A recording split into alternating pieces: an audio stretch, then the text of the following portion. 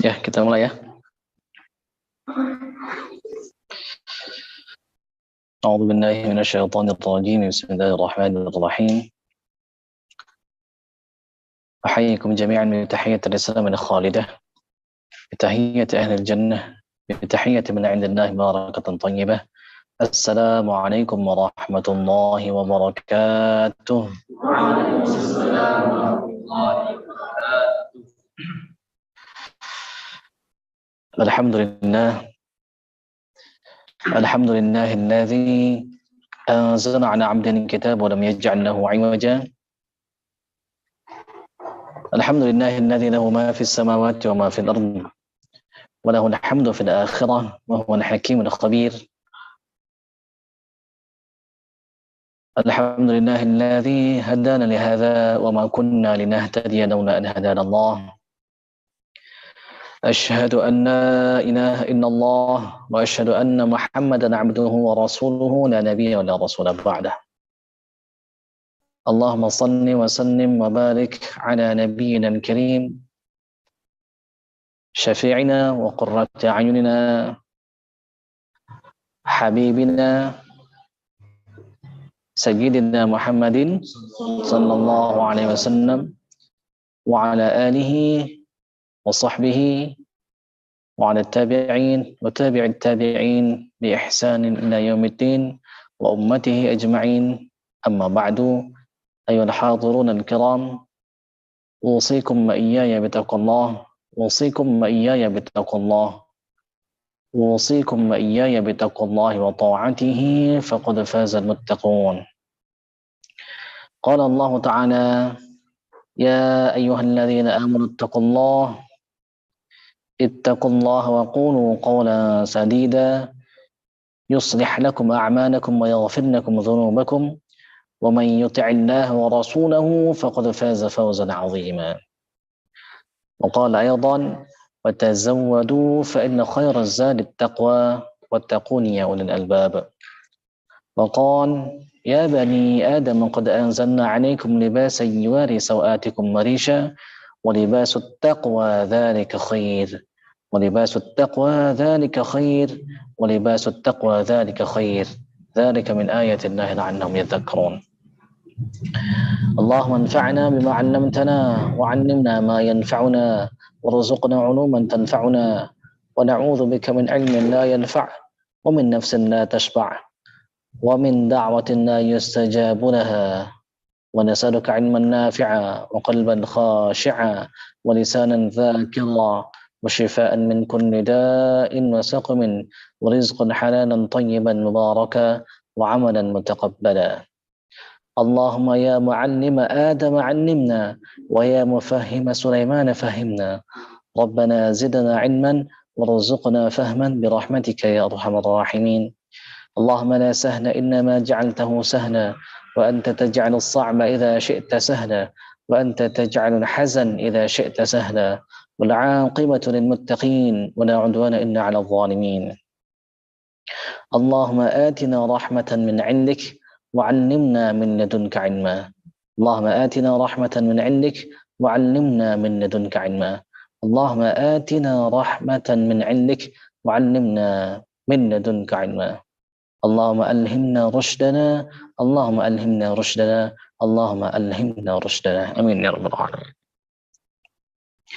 Ikhwan fillah yang dirahmati Allah Subhanahu wa taala.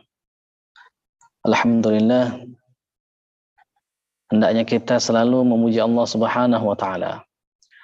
Walaupun dia tidak butuh dipuji, tetapi kita butuh memujinya. Kenapa kita butuh memujinya? Karena kita membutuhkan dia melebihi apapun juga yang ada di muka bumi ini. Kita butuh dia, melebihi kita butuh air, melebihi kita butuh makan, melebihi kita butuh uang, melebihi kita butuh tidur, melebihi apa saja. Maka kalau kita butuh kepadanya, banyak-banyaklah puji dia. Pujian yang dia ucapkan untuk dirinya sendiri dengan pemahaman sesuai dengan pemahamannya. Nah, itu adalah pujian sebaik-baik pujian, yaitu pujian yang Allah puji untuk dirinya sendiri. Maka ada banyak sekali pujian di dalam Al-Quran itu. Di antaranya tadi sudah kita baca, alhamdulillahilladzi lahu ma fis samawati wa ma fil ardh. segala puji bagi Allah, baginya apa yang ada di langit dan di bumi ini. Maka hakikatnya kita adalah miliknya. Hakikatnya kita adalah miliknya. Dia mengatur semuanya sendirian, nggak perlu bantuan. Dia mengatur setiap detak jantung kita, aliran darah kita. Dia mengatur bagaimana sistem listrik yang ada di otak kita. Dia atur semua itu tanpa butuh bantuan. Maka puji dia. Dia akan berikan sesuatu yang paling besar, yang paling berharga. Dan dia hanya berikan itu kepada orang yang dicintainya. Apa sesuatu itu yang paling berharga itu? Apa, Rol? Sesuatu yang paling berharga. Apa? Yang dia hanya berikan kepada orang-orang spesial. Apa? Ya, iman. Betul. Apa lagi? Ya, iman Islam. Apa lagi? Hidayah. Apa lagi? Ma'rifat. Masya Allah, calon wali ini. Ya, apa lagi? Hikmah. Hikmah apa lagi? Taufik. Kita kalau misalnya diberi hidayah, dikasih tahu di sana adalah pasar, misalnya. Tapi kita tahu di sana pasar. Tapi kalau misalnya kita tidak diberikan oleh Allah Subhanahu wa taala keinginan atau kesamaan atau kesesuaian keinginan antara Allah dan kita, nggak pergi kita ke pasar itu. Maka hidayah saja tidak cukup, harus ada iman, harus ada taufik. Nah, itu diantara kesemua nikmat Allah yang besar, yang Allah hanya berikan kepada orang-orang spesialnya. Ada banyak lagi, misalnya keikhlasan, misalnya siddiq, misalnya kenabian, kerasulan, itu hanya diberikan kepada orang-orang spesial. Nah, tentunya setelah Rasulullah SAW meninggal tidak ada lagi nabi, tidak ada lagi rasul. Nanti Nabi Isa turun, tetapi bukan sebagai orang yang diwahyukan kepadanya terus menjadi nabi setelah Nabi Muhammad, bukan begitu. Makanya beliau nanti menjadi makmumnya Imam Mahdi. Rasul, bagaimana pendapat kalian? Nanti ada seorang nabi, Nabi Isa, sholat bersama kalian dan imamnya adalah kalian. Maksudnya imamnya adalah Imam Mahdi. Nah, ikhwafillah yang dirahmati Allah Subhanahu wa taala, maka berfokuslah kita kepada sesuatu yang besar tadi itu. Besar menurut Allah. Maka kita harus puji dia. Puji dengan penuh keyakinan, puji dia dengan penuh keikhlasan, puji dia dengan penuh keagungan. Nah, kalau sampai pujian itu kepadanya, nanti kita dibimbingnya. Enak hidup kita.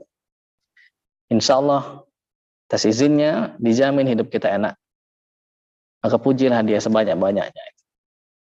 Pujilah dia setinggi-tingginya. Salawat dan salam, mari kita sampaikan kepada kekasih kita, kepada suri tauladan kita, kepada guru kita, kepada nabi kita, kepada penghulu kita, yaitu Baginda Agung Muhammad sallallahu alaihi wasallam. Beliau adalah orang pilihan yang Allah Subhanahu wa taala paling cintai melebihi siapapun juga. Yang paling kenal dengan Allah Subhanahu wa taala. Yang paling tahu dengan Allah Subhanahu wa taala. Nah, maka hendaknya kita punya channel ke beliau itu. Hendaknya kita punya sambungan kepada beliau itu. Bagaimana cara kita tersambung ke beliau? Nah, banyak-banyak salawat. Tapi juga bukan cuma salawat di mulut saja. Salawat di dalam hati. Tatkala misalnya kita sholat, sering Anda sampaikan itu. Maka kita bersyukur kepada beliau, ya Allah. Allahumma shalli ala sayyidina Muhammad. Beliau mengajarkan kami sholat. Beliau mengajarkan kami bagaimana mengenalmu. Beliau mengajarkan kami bagaimana bersikap kepada istri, kalau yang sudah punya istri. Beliau mengajarkan kepada kita bagaimana bersikap kepada orang yang lebih tua, khususnya orang tua. Beliau mengajarkan kepada kita bagaimana bersikap kepada sesama, bagaimana bersikap kepada orang yang baik kepada kita, bagaimana bahkan kepada orang yang buruk kepada kita. Beliau ajarkan semua. Nah, rugi kalau misalnya kita nggak punya, kalau sekarang nggak punya nomor handphonenya, rugi. Nggak bisa berhubungan dengan beliau, rugi. Nah, bagaimana caranya? Punya nomor WhatsApp-nya apa? Ada WhatsApp nggak Nabi? Nah, Nabi nggak punya WhatsApp. Tetapi kita bisa terhubung dengan beliau sallallahu alaihi wasallam. Ketika kita bersolawat kepada beliau, disampaikan kepada Allah Subhanahu wa taala. Jujur kita mengikuti sunnah-sunnahnya, mengikuti apa yang beliau arahkan. Insya Allah beliau akan datang kepada kita. Kalau beliau datang kepada kita, bergetar nanti hati kita itu. Ada yang sampai nangis, ada yang cuma sampai bergetar aja. Ada yang bisa melihatnya, ada yang nggak bisa melihatnya.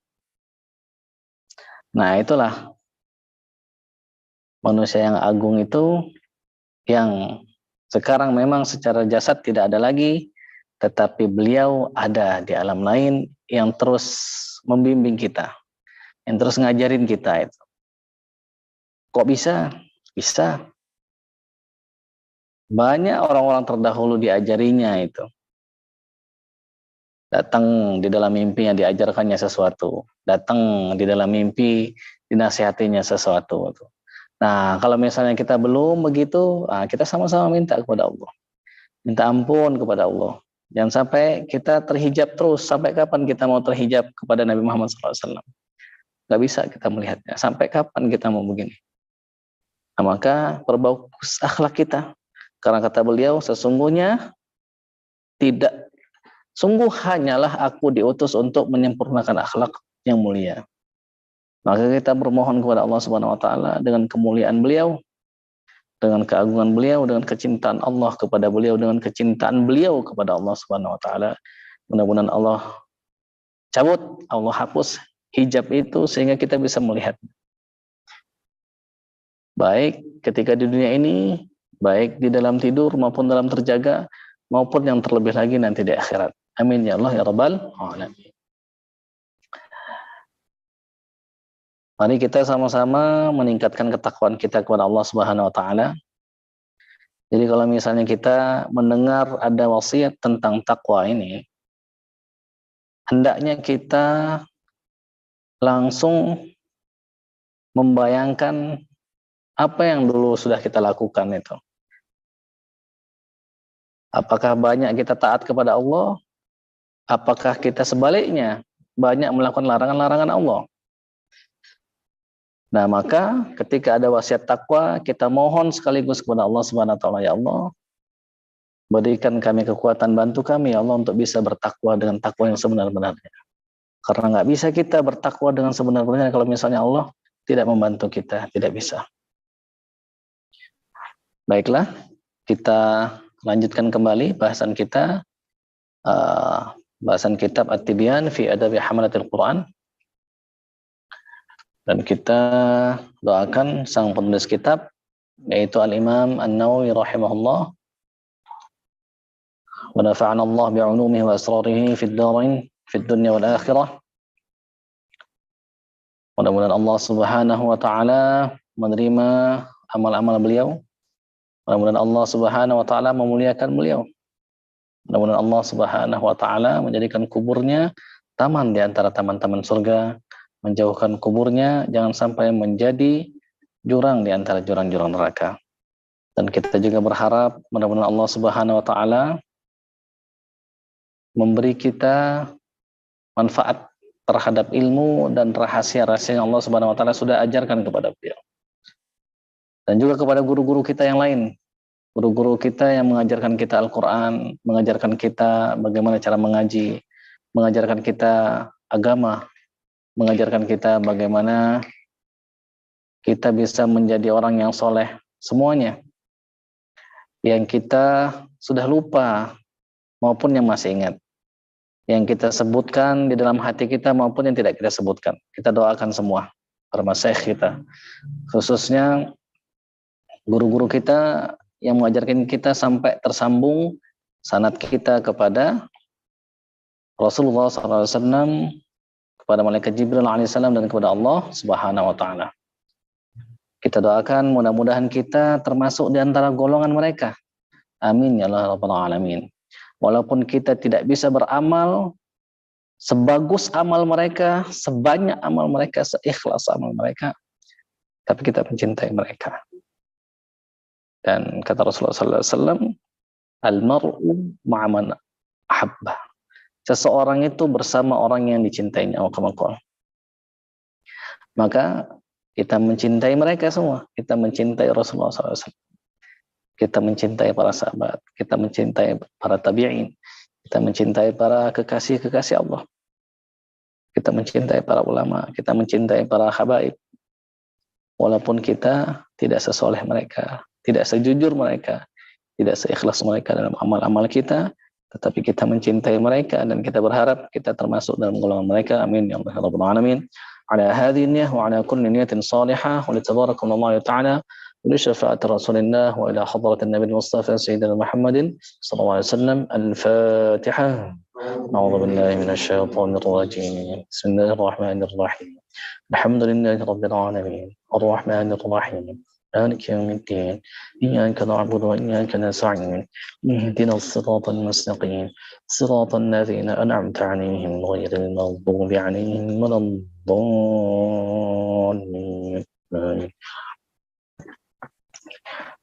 Tayyib, kita lanjutkan bahasan kita masih di bab 4. Nah, insya Allah hari ini yang terakhir bahasan kita tentang faslun atau satu fasal yang dibahas oleh Imam Nawawi, masih di bab rabi' fi adabi ma'allimil Quran wa muta'allimihi.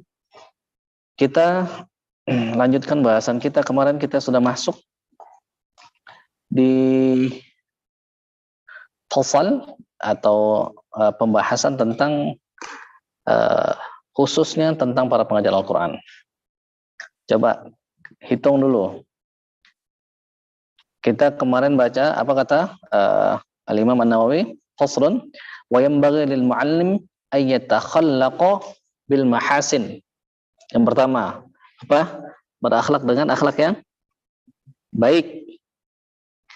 Akhlak yang bagus, akhlaknya terus bagus. Kita sudah bahas ya kemarin contohnya akhlak-akhlak yang bagus ya. Kita sudah bahas itu kemarin contohnya. Coba sebutkan salah satu contohnya. Abdul Jalil bisa? Contoh akhlak yang bagus.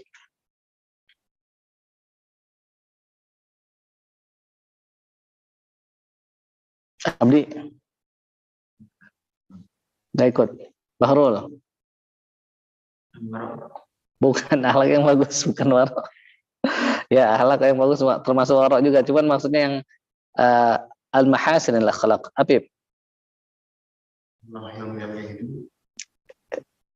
Nah, lupa lagi. Ya, akhlak yang bagus. Kan kemarin kita contohkan. Contohnya apa? Ada seorang ulama yang dia itu membebaskan budak karena budak itu membunuh anaknya dengan menjatuhkan panggangan yang terbuat dari besi. Ingat nggak? Nah, itu. Ayyatakhallaqa bil mahasin. Akhlaknya bagus. Contohnya apa? Kan ada seorang ulama, beliau itu akhlaknya bagus sekali. Waktu beliau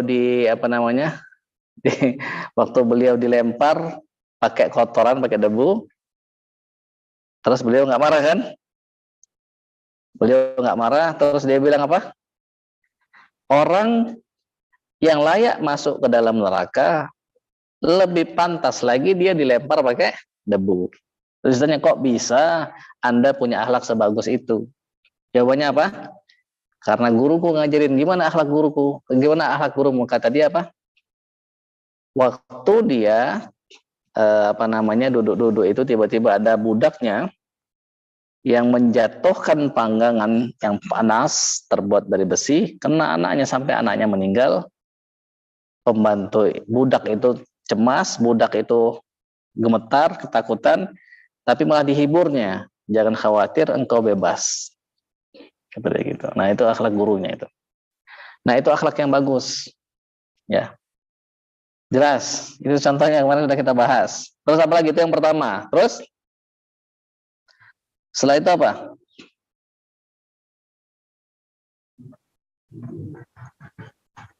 Berlaku terpuji ya dengan sifat-sifat ridha Allah. Sudah. Terus apa lagi? Zuhud. Terus apa lagi? Jadi zuhud itu sama ya, bahasanya mensedikitkan dalam mengambil dunia. Dikit saja kita mengambil dunia. Terus jadi apa namanya?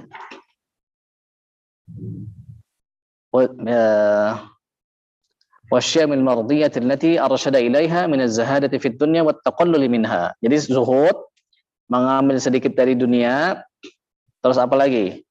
Wa adamil mubalati biha wa bi ahliha. Tidak tersilaukan ya dengan penduduk dunia. Jadi dia tidak terkesan dengan hartanya. Misal ada mobil yang mewah, misal melihat, wow bagus sekali. Nah itu dia nggak begitu. Jadi pengajar Al-Quran tidak begitu akhlaknya itu. Misal ngelihat rumah mewah, wah rumah siapa ini? Nah, nggak begitu. Kata Syekh Abdul Qadir Al-Jalani, aku dari kecil sampai sekarang nggak pernah terkesan dengan harta orang, nggak pernah.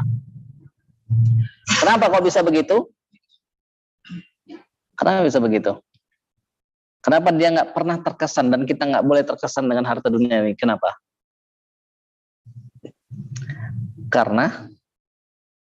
Karena itu adalah bagian yang sangat sedikit sekali dari dunia. Dan sedangkan dunia itu sangat sedikit sekali dibandingkan akhirat. Karena dia sudah tahu sesuatu yang lebih mewah daripada itu, maka dia nggak terkesan. Ya, nah, makanya kata saya Abdul Qadir Jalani, saya nggak pernah terkesan dengan yang begitu. Nah maka kalau misalnya kita mau lihat, wah sudah sejauh mana perjalanan kita menjadi kekasih Allah, lihat saja itu. Kalau kita masih terkesan dengan harta-harta dunia, masih jauh berarti. Masih jauh berarti. Nah itu ya. Terus apa lagi yang selanjutnya? As-sakha wal jud wa makarimul akhlaq. Murah hati, dermawan. Murah hati itu apa kemarin? Kita memberikan sebagian kecil daripada apa yang kita dapatkan. Sebagian kecil itu artinya apa? Di bawah 50%. Waljud, dermawan apa itu? Memberikan lebih dari 50% yang kita miliki, yang kita dapatkan. Itu disebutnya dermawan. Berarti bagusan mana derajatnya? Wa makarimul akhlaq, akhlak-akhlak yang bagus memberikan apa salah satunya? Semua yang kita punya. Orang yang memiliki ketinggian. Jadi kalau Imam Al-Qusairi itu dia bagi 3 itu. Ada yang murah hati, ada yang dermawan, ada yang orang yang memiliki ketinggian. Maka ketika Imam Junaid Al-Baghdadi ditanya berapa nisab zakat? Berapa zakat itu? Berapa persen kita wajib mengeluarkan zakat? Pak Evan, berapa? Kata Imam Junaid 100% nisabnya itu. Kata dia mazhab Abu Bakar. Apa dalilnya? Mazhabnya Abu Bakar. Jadi 100% katanya gitu. Nah itu adalah orang yang memiliki ketinggian. Jadi kita lihat, kalau misalnya kita tidak mau memberikan apa yang, misalnya kita punya uang 100.000, nggak mau memberi, berarti kita pelit. Tapi kalau kita beri misalnya 1.000 atau 10.000, kita maksudnya yang mana? As-sakha. Kalau kita pelit itu jauh dari manusia. Jauh dari surga, jauh dari Allah. Dekat kepada setan, dekat kepada neraka. Kalau kikir, tadi apa? Orang kikir tadi udah ya. Orang kikir jauh dari manusia, jauh dari surga, jauh dari Allah. Dekat kepada neraka, dekat sama setan. Setan itu senang sekali sama orang yang pelit. Walaupun dia ahli ibadah, walaupun dia orang yang alim, senang dia orang pelit. Kenapa? Karena dengan kepelitannya itu dapat menghantarkan dia ke depan pintu gerbang, bahkan masuk ke dalam neraka. Kenapa dia bisa kikir? Karena dia suuzon sama Allah. Kan kita sudah bahas. Dia suuzon kepada Allah, dia pikir Allah tidak akan ngasih lagi, atau lama ngasihnya, atau ngasihnya sedikit. Makanya dia nggak mau ngasih. Kenapa? Karena dalam otaknya itu Allah ngasihnya lama ini atau nggak ngasih lagi, nanti gimana kalau aku kesulitan. Nah, makanya setan senang. Sedangkan orang yang dermawan itu dekat kepada manusia, dekat kepada surga, dekat kepada Allah. Nah, itu sudah kita bahas itu. Ya.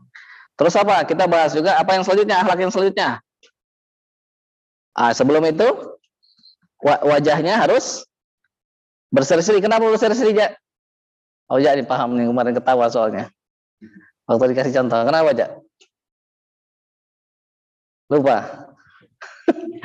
Ya. Wajahnya berseri-seri. Kenapa berseri-seri? Karena dia yakin dengan janji Allah, walaupun dia belum bertemu dengan janji itu. Kan dia dijanjikan oleh Allah Subhanahu wa taala surga yang tertinggi, bidadari dan segala macam. Sama seperti apa kemarin ada misalnya jamaah masjid. Ya kan? Apip contohnya itu kemarin. Apip kalau nggak salah itu. Dia kesemsem sama anak jamaah masjid, tiba-tiba dia datang, "Pip, mau nggak sama anak aneh?" Wah, langsung sampai senyum-senyum. Belum nikahnya itu, tapi senyumnya sudah lebar. Jadi mukanya sudah gembira duluan dia, hatinya sudah berbunga-bunga itu. Tiba-tiba datang Israel. Israel alaihissalam datang tiba-tiba. Menghancurkan semua angan-angan itu. Nah, makanya dia mukanya apa? Berseri-seri. Kenapa? Karena dia senang dengan janji Allah. Dia mengajarkan Al-Quran, dijanjikan oleh Rasul sebagai apa? Sebaik-baik manusia. Khairukum man ta'allama al-Quran wa 'allamah. Jelas ya? Makanya wajahnya berseri-seri walaupun dompetnya tipis atau dompetnya nggak ada isinya, walaupun ATM-nya batasnya berapa? 51.000 batas minimal ya. Dia tetap berseri-seri. Kenapa? Karena ada sesuatu yang jauh lebih besar daripada sesuatu yang terlihat itu. Makanya dia wajahnya berseri-seri. Terus apa lagi? Hilm. Al-hilm. Apa hilm?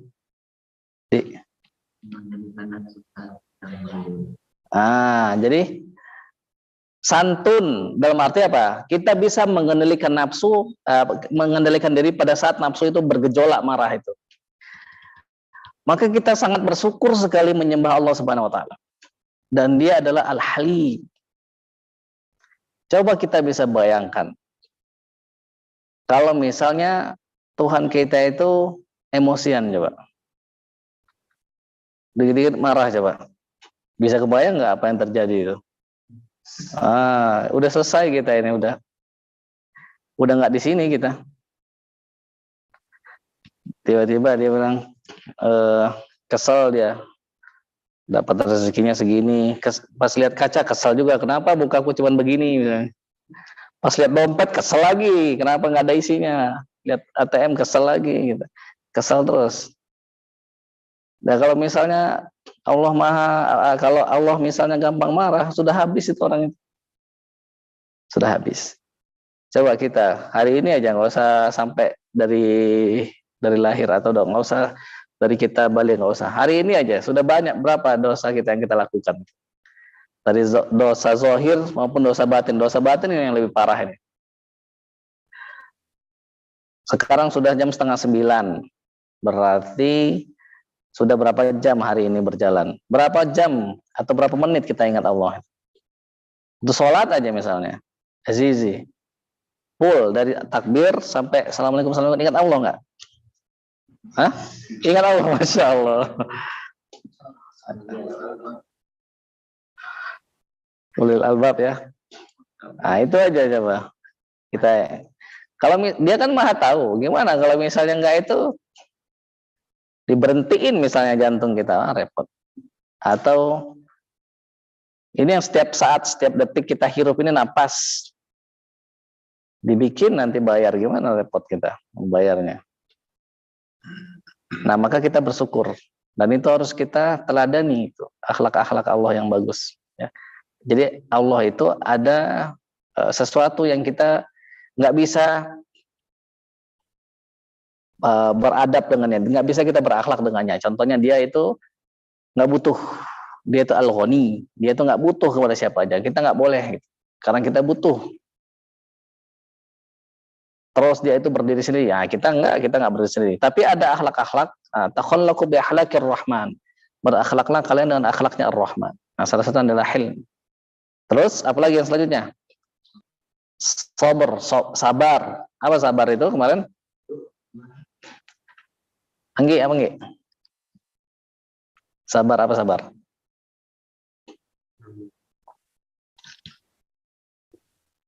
Apa ya, Pep? Ya sabar, kita nunggu jawaban Anggi ya.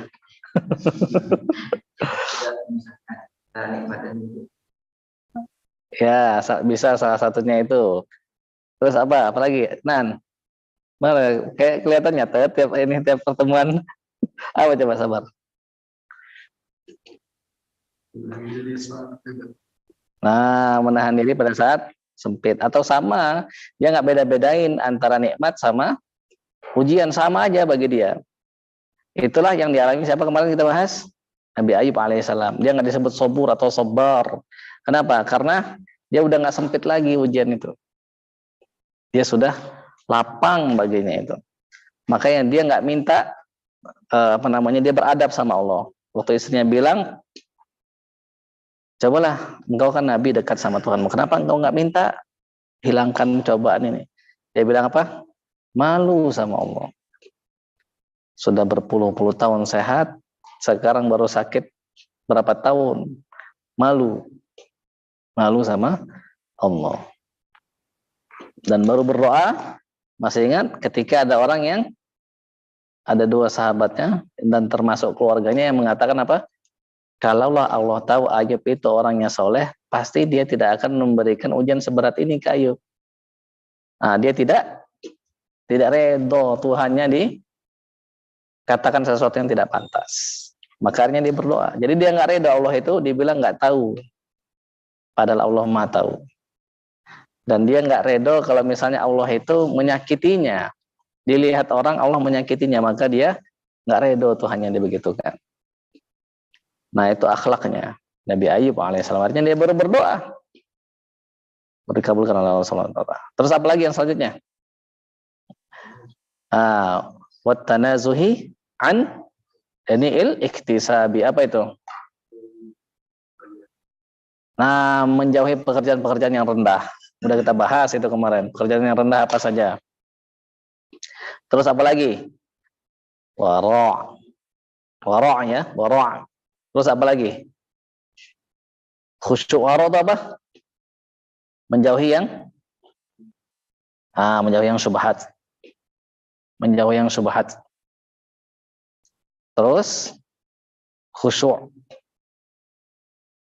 Kita sudah bahas juga. Terus sakinah. Nah, kita sudah bahas juga bagaimana caranya kita mendapatkan sakinah atau ketenangan ketika kita apa? Kita bisa dapat sakinah itu ketika kita tunduk hati kita itu kepada Allah Subhanahu wa taala, menyerah kita kepada Allah Subhanahu wa taala. Jadi yang awalnya kita itu bergolak, kita berusaha untuk menahan diri walaupun sempit, walaupun dia bergolak nafsunya itu, tetapi kita berusaha untuk tahan, lama-lama Allah akan berikan sakinah, ketenangan. Nah, kita sudah bahas detail kemarin itu. Terus apa lagi? Nanti lihat-lihat lagi catatannya ya. Al-waqar, apa waqar? Berwibawa. Berwibawa. Karena dia hanya tertarik kepada sesuatu yang tinggi, sesuatu yang mulia. Dia nggak tertarik kepada sesuatu yang hina dina, yang rendah. Yaitu tadi kenikmatan-kenikmatan yang bersifat fana. Dia sudah nggak tertarik. Maka dia memiliki kewibawaan yang sejati. Dia berwibawa. Lihat Imam An-Nawawi. Bagaimana dia berbicara di depan raja yang zalim, di depan khalifah. Masih ingat nggak? Waktu raja mau minta tanda tangan fatwa Imam An-Nawawi, masyarakat disuruh mengeluarkan apa?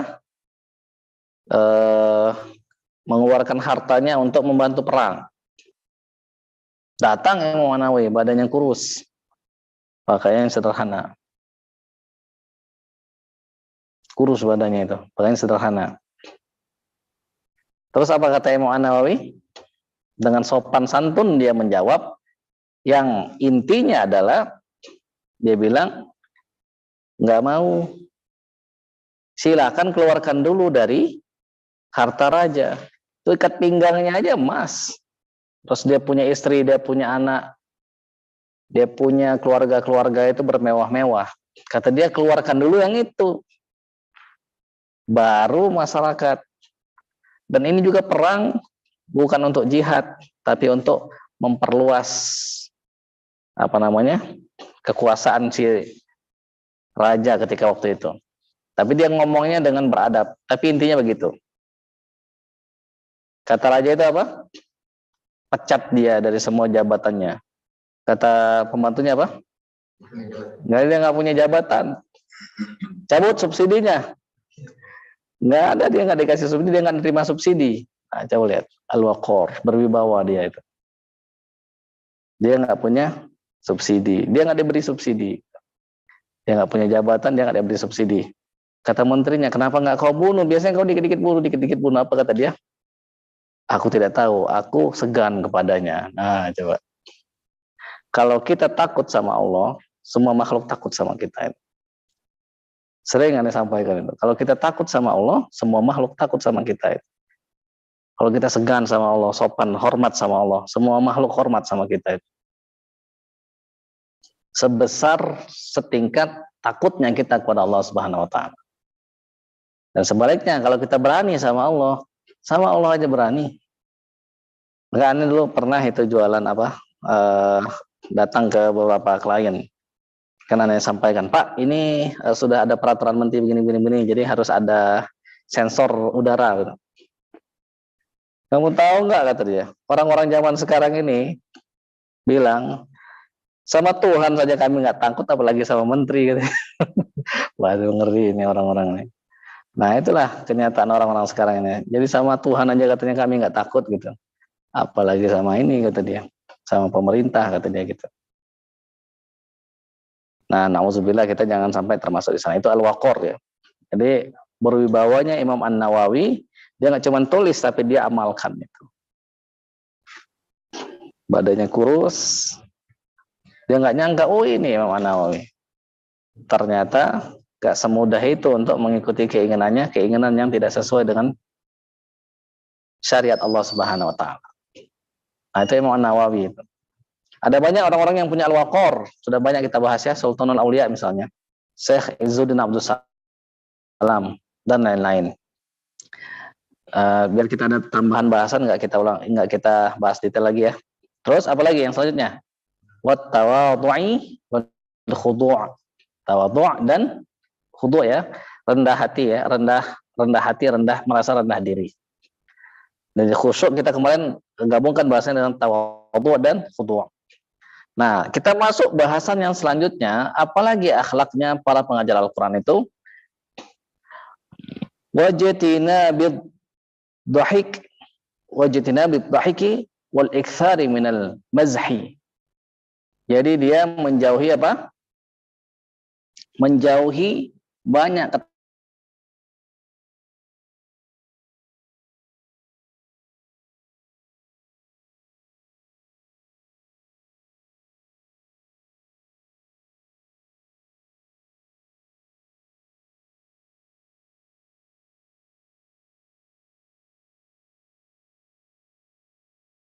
iktsari minal mazhi. Dia menjauhi bersenda gurau. Kenapa? Karena banyaknya ketawa itu tumitul qalb. Banyaknya ketawa itu mematikan hati. Maka kata kata Rasulullah SAW, siapa penjaga neraka? Malik alaihissalam.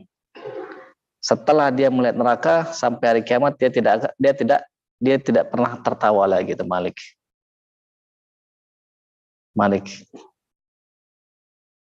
Nah, kita kenapa banyak tertawa? Belum melihat neraka. Mau lihat neraka apa? Lihat aja dompet antum itu, nah neraka itu. Lihat rekening neraka itu. Ya, untuk. kita menjauhi banyak ketawa. Kenapa kita masih banyak ketawa? Karena kita masih belum merasa bahwa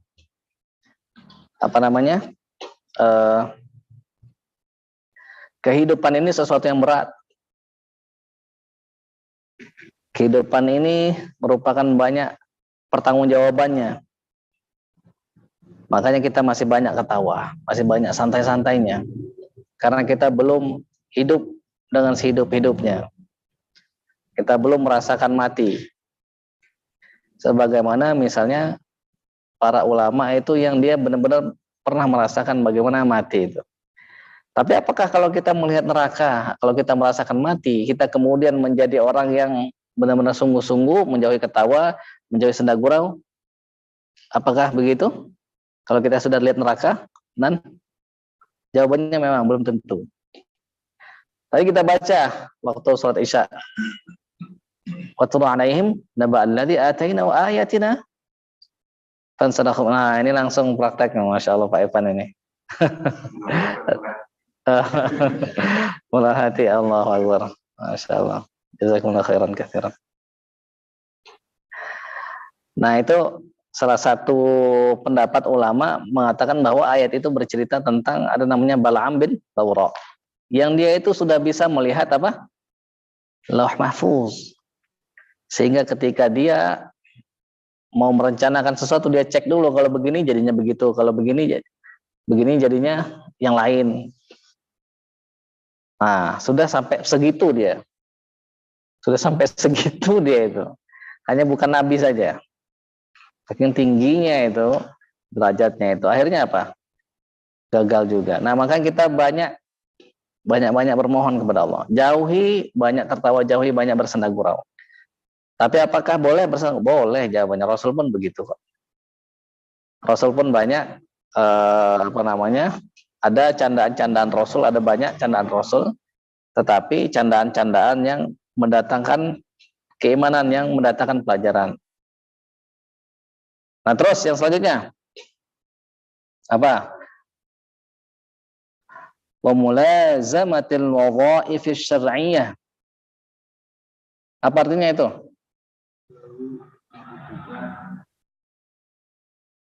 Ya, an-nazafatu minal iman. Apa? Wadha'if.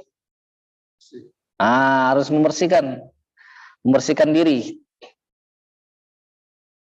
Katanawuf bi izalatil awsakh. Apa itu? Seperti membersihkan kotoran-kotoran. Apa kotoran-kotorannya itu? Membersihkan diri ya. Menghilangkan kotoran-kotoran. Terus apa lagi?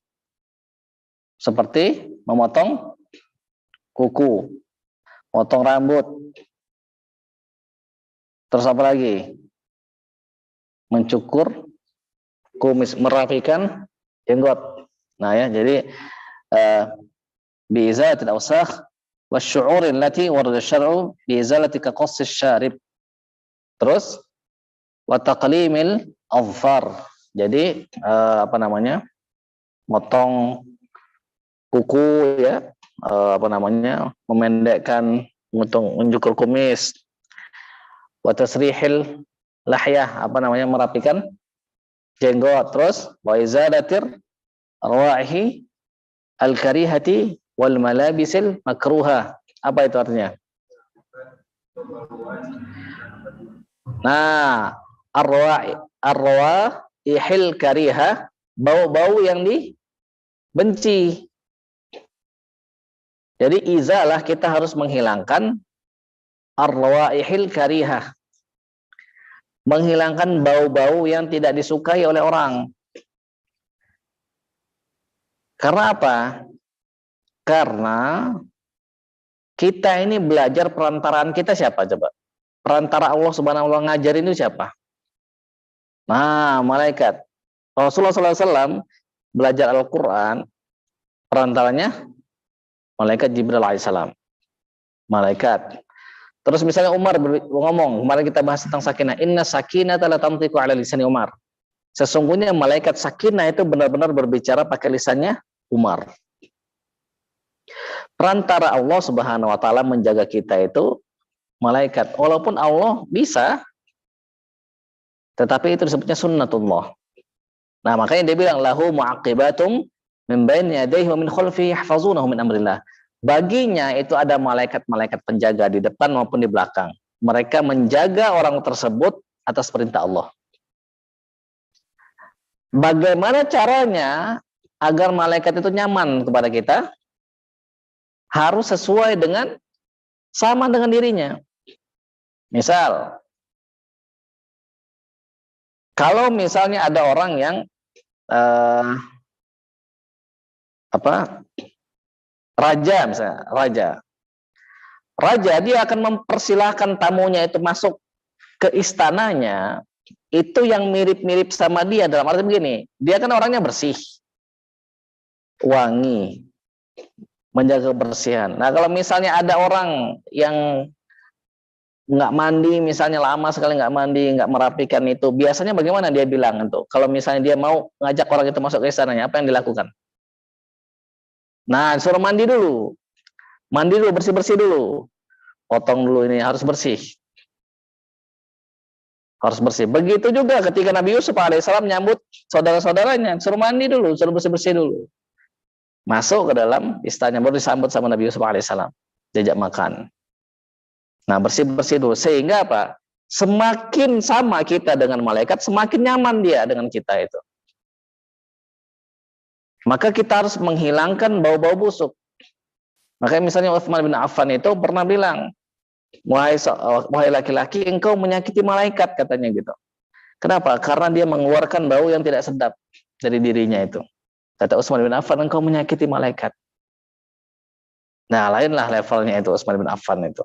Maka supaya kita nggak menyakiti malaikat, kita harus menghilangkan bau-bau yang nggak sedap itu. Dari mana saja? Ya dari mana saja. Dari kelek misalnya, dan lain-lain semuanya. Dari jempol kaki misalnya, dari mulut misalnya, dan lain-lain. Kecuali kita sudah, yang tadi kita bahas, yang tadi sempat kita bahas, kita sudah sejalan dengan syariatnya Allah Subhanahu wa taala. Seperti Rasulullah SAW, sehingga kita akan mengeluarkan bau yang wangi itu. Kita akan mengeluarkan bau yang wangi. Ketika misalnya kita sudah sesuai dengan syariat Islam, sudah sesuai dengan apa yang Allah Subhanahu wa taala inginkan kita, maka nur kita akan semakin terang itu. Dan dia akan mengeluarkan wangi. Wanginya itu beda-beda nanti setiap orang itu. Biasanya dia akan mengeluarkan wangi yang sesuai dengan wangi yang biasa dipakai itu. Jadi kalau misalnya kita meninggal misalnya, kan ada banyak kisah itu orang meninggal tiba-tiba mengeluarkan bau yang wangi itu. Nah, berarti dia sudah selesai, dan itu ciri-ciri husnul khotimah. Nah, maka salah satunya yang diajarkan oleh Rasulullah SAW adalah menggunakan wangian. Kenapa? Supaya kita mudah-mudahan didekatin sama malaikat. Makanya pas kita bersiwak itu, kalau kita baca di banyak kitab itu, misalnya Syekh Abu Bakar itu dalam kitabnya Adab Ahlul Quran, kata beliau itu, ketika orang itu bersiwak ngaji itu, malaikat meletakkan mulutnya itu di mulut orang tersebut. Terus misalnya kita baca juga di kitab Ihya Ulumuddin, begitu juga Imam Al-Ghazali bilang begitu. Nah, ada anak aneh itu, Renat El-Yasiri itu. Dia bersiwak. Ngaji dia, kata dia, terasa mulutnya itu ada yang nyium, katanya gitu. Nah, itu anak kecil itu. Terasa ada yang nyium, akhirnya dia nangis itu, nggak berhenti nangis. Sampai dilihatin sama orang itu. Nah, dia baca apa? Wa ati Allah wa ati ar-Rasul. Fa in tawallaitum fa inna ma'ala rasulina al-balaghul mubin. Allahu la ilaha illahu wa 'ala Allahi falyatawakkalul mu'minun. Itu surah apa itu? Juz 28 itu. Enggak berhenti dia, nangis itu. Kata dia begitu. Nah, sedangkan kalau misalnya kita enggak bersiwak, enggak juga puasa misalnya kan, sehingga mengeluarkan bau yang tidak disenangi misalnya sama malaikat, dia enggak letakkan mulutnya itu di mulut kita, tapi dia menjauh. Nah, kata ulama, tidak seharusnya ahlul Quran itu, tidak sepatutnya bagi ahlul Quran dijauhi sama malaikat. Jelas sampai sini. Nah, itu sudah banyak yang mengatakan seperti itu, bahwa malaikat letakkan mulutnya di mulut kita itu. Nah, kalau misalnya mulut kita sering ditempel sama mulut malaikat, nular nggak itu? Tadi ada yang bercerita tentang telur asin tadi kan. Telur asin itu awalnya nggak asin, terus digosok katanya. Nah, kalau mulut kita ini awalnya nggak bagus, mulut kita ini keluar kata-kata kasar dan segala macam. Tapi kalau misalnya kita terus diciumi oleh malaikat, nular nanti itu. Jelas sampai sini? Jelas ya. Nah, termasuk juga wal malabisil makruhati. Juga pakaian-pakaian yang dibenci, jangan. Apa pakaian-pakaian yang dibenci itu? Pakaian-pakaian yang nggak nutup aurat, yang itu bisa jadi haram itu. Atau pakaian-pakaian yang nutup aurat tapi ketat misalnya. Nah, jangan itu jauhi. Atau pakaian-pakaian yang mengandung makruh di sana itu, misalnya ada tulisan-tulisan atau gambar-gambar sesuatu yang yang tidak sesuai dengan syariatnya, itu harus dijauhi. Bisa jadi haram juga nanti gambarnya di sini, misalnya ada gambar perempuan, misalnya wajah perempuan. Nah, jangan yang begitu. Dan yang Rasul itu kan menyukai pakaian yang putih itu. Imam Nawawi juga bilang pakaian yang putih, bersih, walaupun misalnya nggak bagus, tapi usahakan bersih, rapih gitu. Harus parlente ini, kan ini calon ahli surga ini. Jadi harus mempersiapkan diri. Terus apa lagi? Wal yahdhar kullal hadri minal hasadi war riya. Nah, ini perhatian, wal yahdhar kullal hadri. Harus berhati-hati, harus diwaspadai dengan kewaspadaan yang kuat, dengan segenap kewaspadaan dari sifat hasad dan riya. Wal ujbi, dan sifat ujub, bangga diri. Wahtiqari ghairihi, merendahkan selainnya. Wa in kana dunahu, walaupun orang tersebut secara zahir bisa jadi di bawahnya.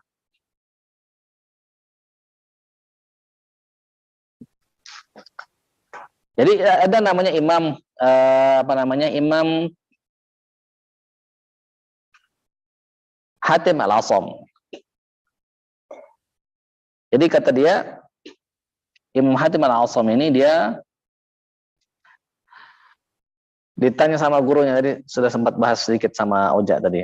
Dia ditanya sama gurunya, engkau sudah belajar kepadaku 30 tahun, kata gurunya Syakik Al-Balkhi. Apa yang kau dapatkan? Kata dia ada 8. Salah satunya itu, di antara yang kelima itu, kata dia, saya melihat orang itu saling caci maki. Orang itu saling umpat-mengumpat, saling hina. Kata dia, kalau ku amati orang melakukan itu karena dia itu hasad. Hasad itu dia pengen nikmat orang yang dilihatnya itu hilang. Dia pengen dapat juga nikmat itu, dan nikmat di orang itu hilang. Itu namanya hasad itu.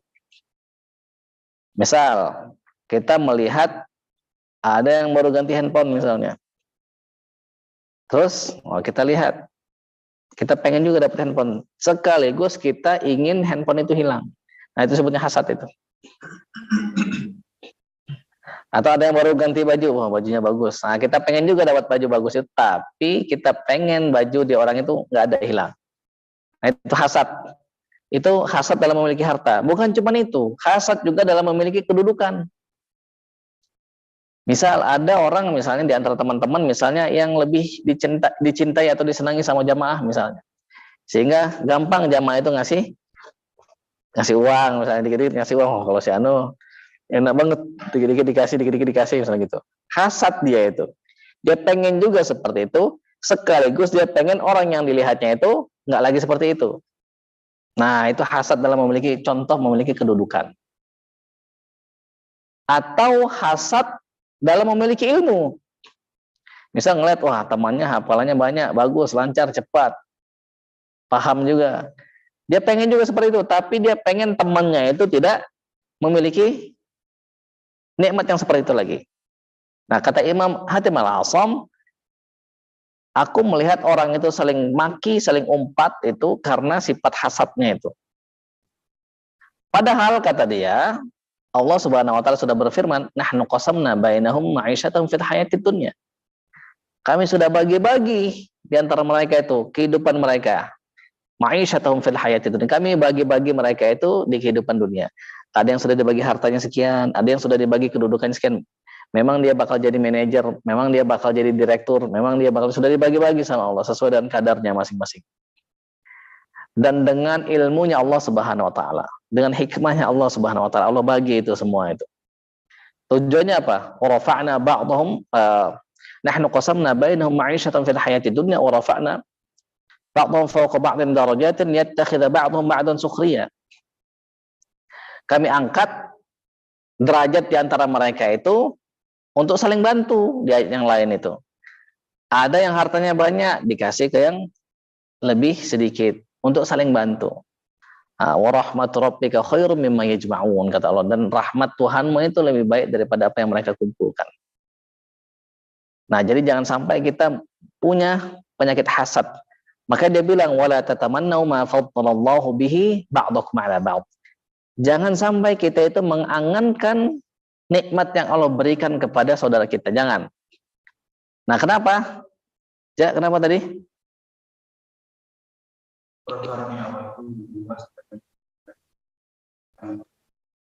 Nah, karena karunia Allah itu jauh lebih luas daripada hanya sekedar karunia yang diberikan ke orang itu. Maka kita bisa diberikan oleh Allah Subhanahu wa taala karunia yang lebih besar daripada karunia yang kita lihat yang Allah beri ke orang itu. Maka jangan. Itu yang pertama. Yang kedua, itu bisa menimbulkan hasad dalam diri kita itu. Akhirnya saling benci-membenci akhirnya. Yang menang setan, yang rugi kita. Maka kita tidak boleh berangan-angan mendapatkan, misalnya teman kita dapat dikasih Allah anugerah berupa apa? Selesai dia hafalannya 30 juz, lancar sekali. Nah, kalau yang ini kan boleh ya, khibthah, tapi tidak ada keinginan dalam hati kita supaya nikmatnya hilang, nggak ada. Atau contoh yang lain aja, teman kita misalnya dia setiap bulan misalnya dikasih orang tuanya 1 juta misalnya, misalnya. Wah, terus dalam hati kita, wah kayaknya enak juga dikasih 1 juta oleh orang tuanya. Nah, itu nggak boleh begitu. Kenapa? Nggak boleh kita ada keinginan kita juga pengen dapat 1 juta itu. Kenapa? Karena karunia Allah jauh lebih besar. Kita bisa dikasih Allah lebih dari 1 juta. Maka jangan cuma batasi pandangan kita dengan sekedar dapat 1 juta seperti teman kita itu. Yang kedua, bisa mendatangkan hasad. Bisa mendatangkan hasad. Ya. Jelas sampai sini? Terus yang selanjutnya itu kata Imam An-Nawawi, warriya, menjauhi riya. Riya itu apa? Memperlihatkan amal.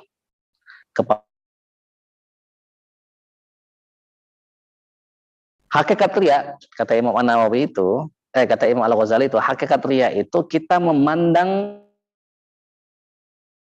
atau kita memandang manusia itu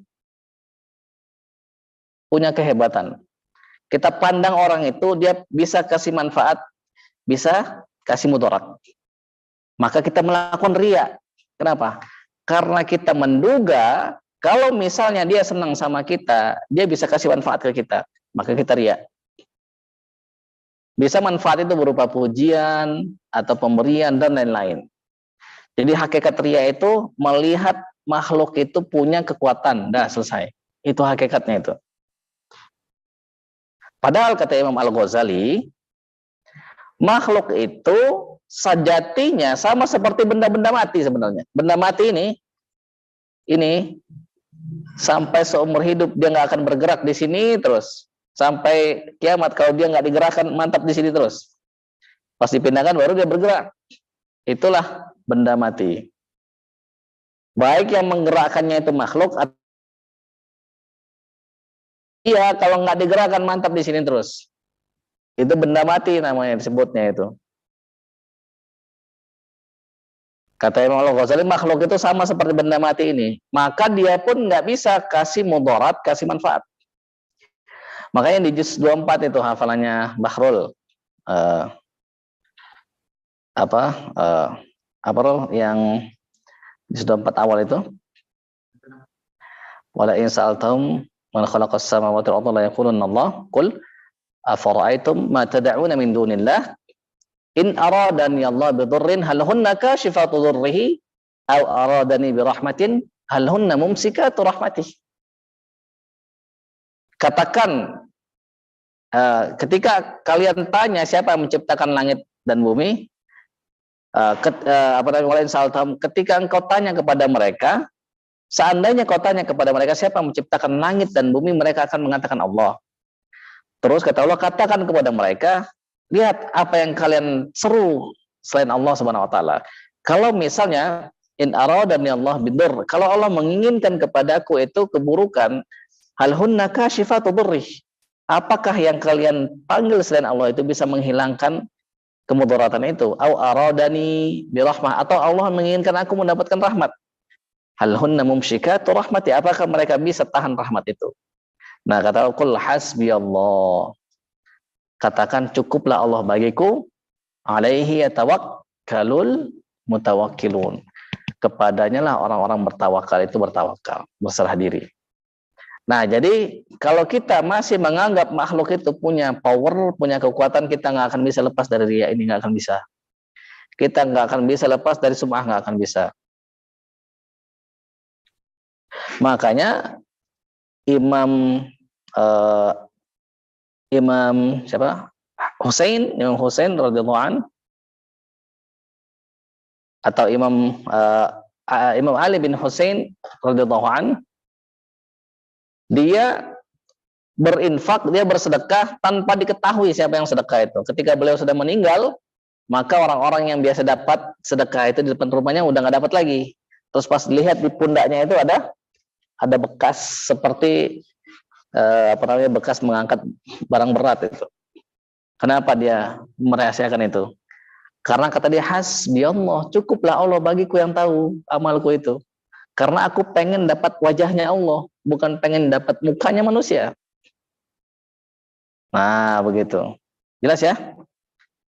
Jadi hasad dan riya harus kita jauhi. Wal ujub, bangga diri. Nah, ini bahaya. Bangga diri ini bahaya. Maka kita harus yakini kita tidak punya kekuatan kecuali Allah yang memberikan kita kekuatan. Ini bahaya ini. Ini ujub ini bisa dimiliki oleh siapa saja. Terutama orang yang Allah kasih kelebihan.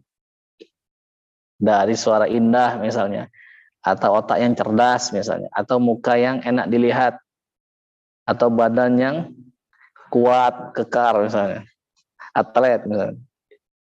Nah, ini bisa mendatangkan ujub, bangga diri. Sekali kita ujub, habis semua itu amal ibadah kita itu.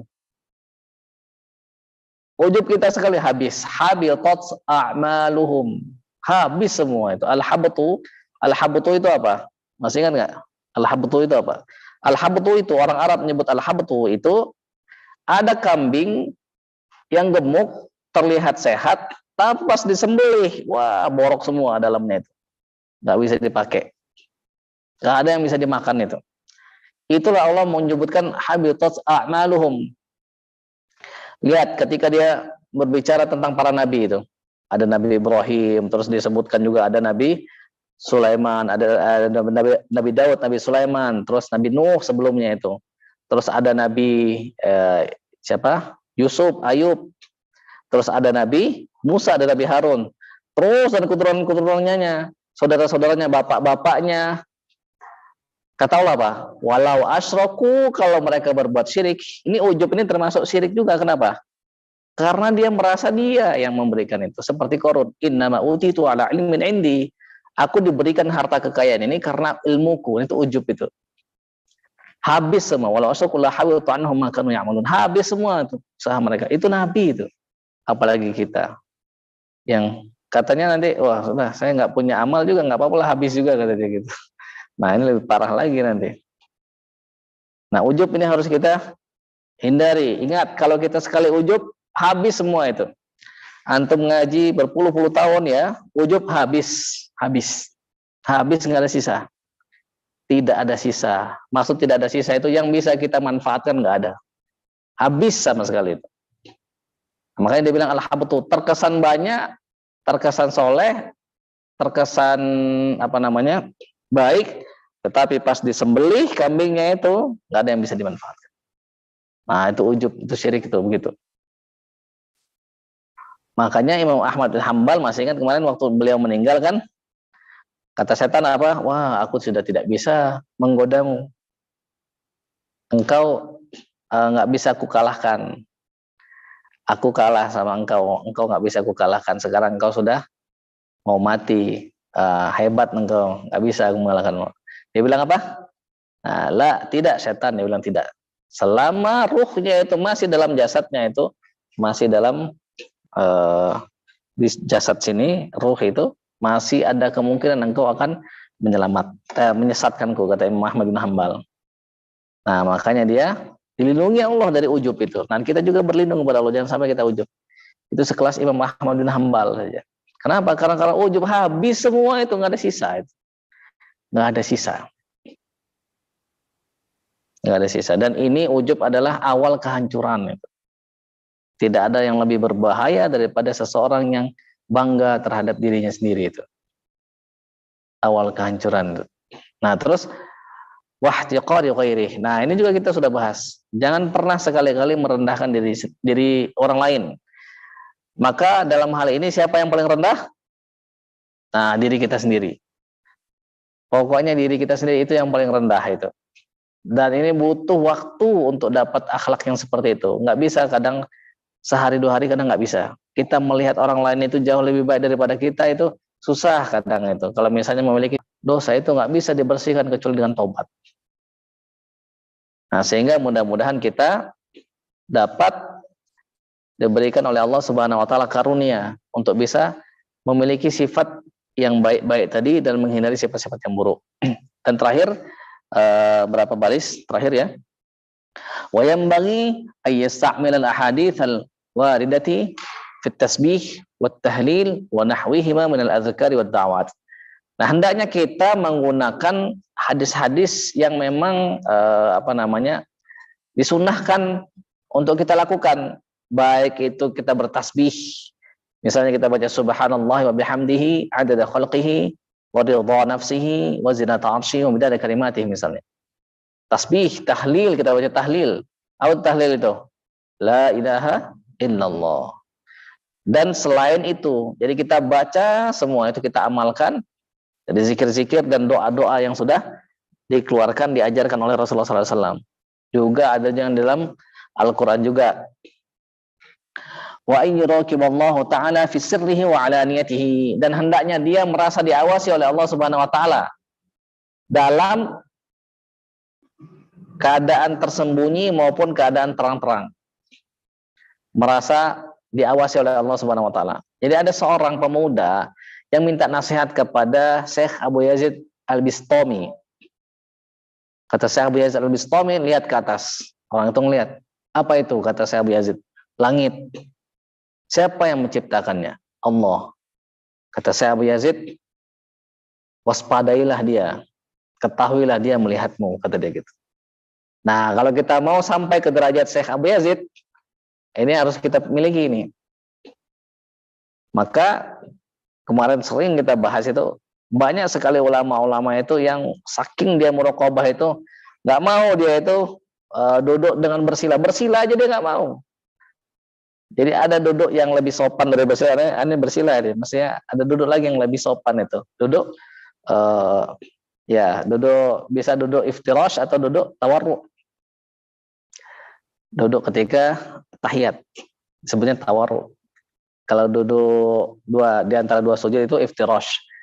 Nah, cuman ada juga di salah satu mazhab itu yang duduk antara dua sujud dengan duduk tahiyatnya sama, itu ada. Nah itu lebih sopan itu. Maka dia nggak berani itu duduk bersila. Kenapa? Karena nggak sopan bagi dia itu. Karena ada lagi yang lebih sopan itu.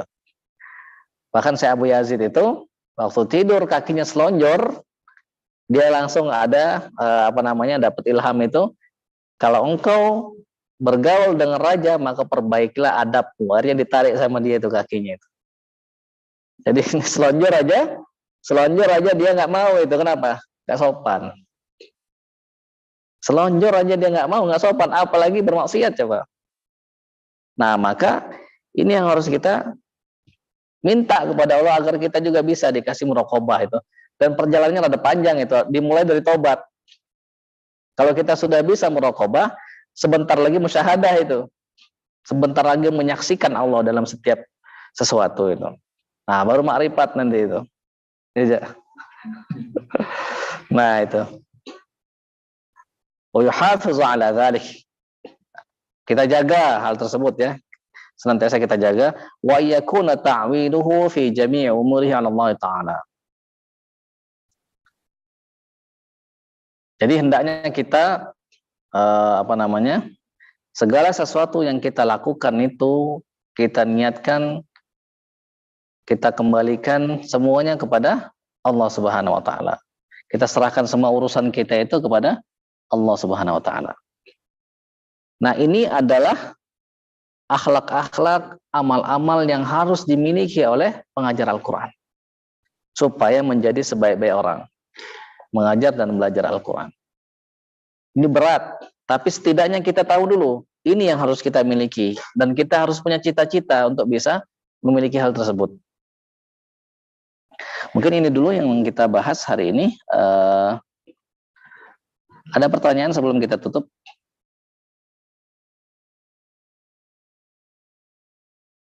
Tidak ada? Sini. Ada pertanyaan? Tidak ada? Ya, cukup ya. Nah, kalau tidak ada, kita akhiri dengan alhamdulillah. Alhamdulillahirabbil alamin. Dan doa kafaratul majlis. Subhanakallahumma bihamdika asyhadu an la ilaha illa anta astaghfiruka wa atubu ilaik. Alhamdulillahirabbil alamin. Allahumma shalli wa sallim wa barik ala sayyidina Muhammadin wa alihi wasallam tasliman katsiran. Allahumma inna nas'aluka bi kulli ismin huwa laka sammayta bihi nafsak aw anzaltahu fi kitabik wa 'allamtahu ahadan min khalqik wa ista'tharta bihi fi 'ilmi al-ghaib 'indak an taj'ala al-Qur'ana al-karim rabi'a qulubina wa nura absarina wa shifaa'a sudurina wa jalaa'a ahzanina wa dhahaba humumina wa ghumumina. Allahumma dhakkirna minhu ma nusina wa 'allimna minhu ma jahilna warzuqna tilawatahu ana al-laili wa ana an-nahari 'ala an-nahwi alladhi yurdika 'anna waj'alhu shafi'an lana yawma la yanfa'u malun wa la banun illa man ata Allah biqalbin salim. Allahumma ij'alna minal ladzina yastami'una al-qawla fayattabi'una ahsanah waj'alna min ulil albab alladhina yadhkuruna Allah qiyaman wa qu'udan wa 'ala junubihim ويتفكرون في خلق السماوات والأرض ربنا ما خلقت هذا باطلا سبحانك فقنا عذاب النار وجعلنا من الذين قيل لهم يا أيها